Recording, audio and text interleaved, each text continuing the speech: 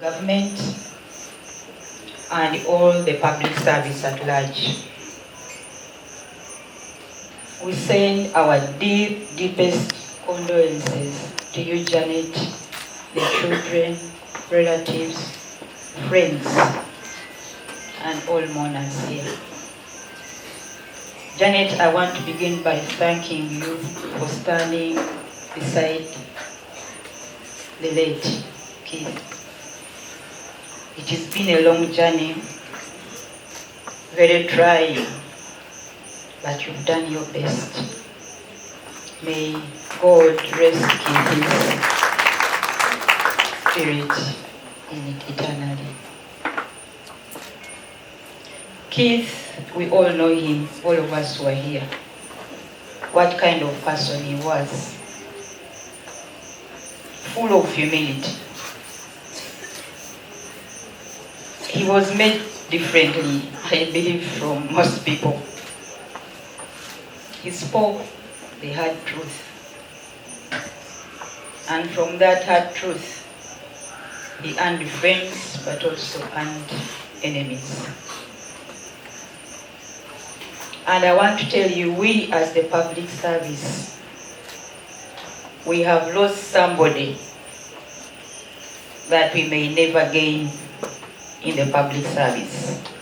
Because the kind of people who are like Keith are very, very rare in the public service.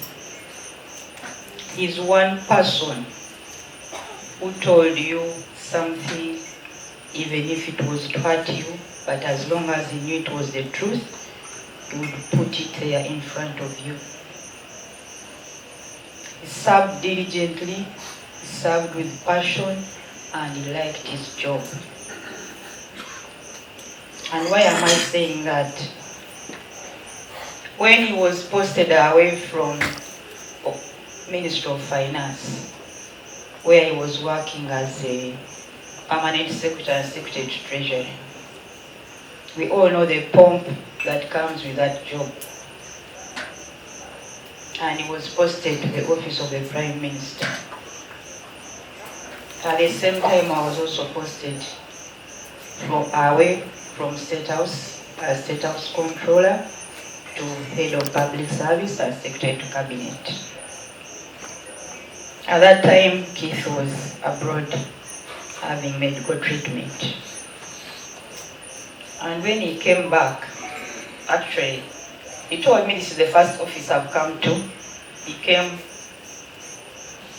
and visited me in the office. And he told me I've come here for a few reasons. He was actually still very sick that time, but he had energy, but not looking good. He said, actually, I've left my home against Janet's will, but I'm here. And he told me that why I've come, one is to congratulate you as my boss.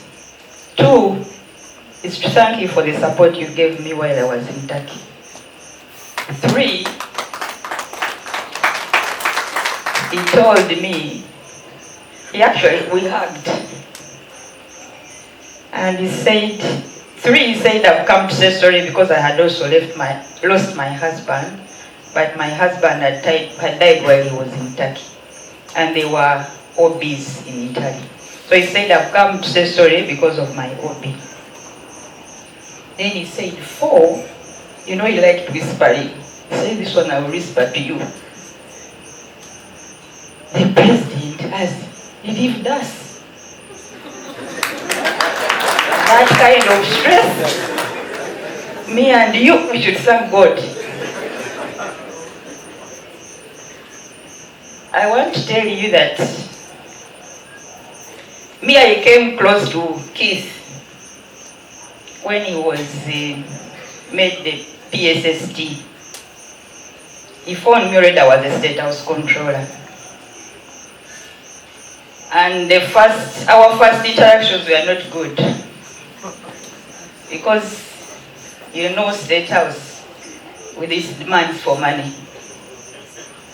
So every time I would go to him, he would first quarrel with me.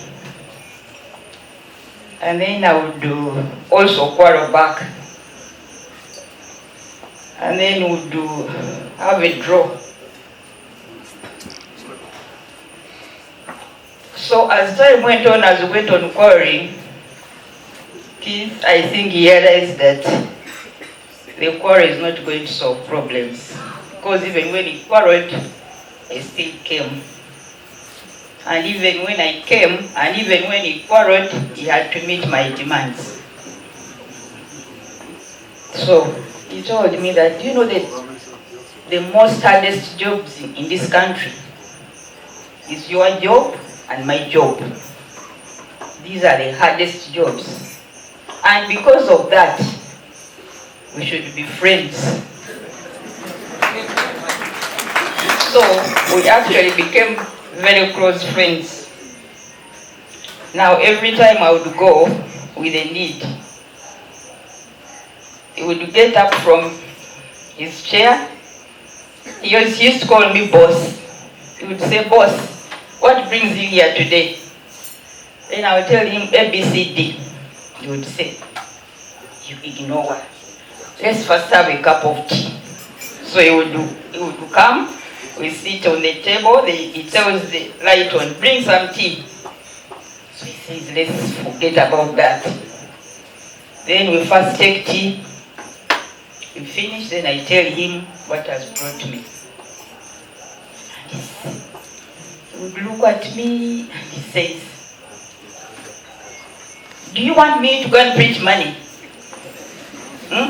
Go and tell your boss to print money. And I'll tell him, but the phone is here, let's call him. Then he would whisper and say, anyway, we have to deliver. So, I can't do much, you are my boss. And he had this method of, those of you who have done management, I don't know whether you know management by wandering, they call it imboa. He had that kind of method. Then he would say, let's go. We move together, we'll go to the minister's office. The boss is here, wants this. Then the minister would see it and then the minister says, okay. Then he would say, now let's go. We go to Kenneth. Kenneth, this one wants this. Then we would move from Kenneth, we go to Ochaila. And he makes sure, I've told you, you provide everything, otherwise we have no jobs. And tell me if these people have not provided. Then I would go and he would follow up. Ask me, did I give you? He said, yes. You see, I don't want to lose my job, my boss. Sometimes I would just go with just a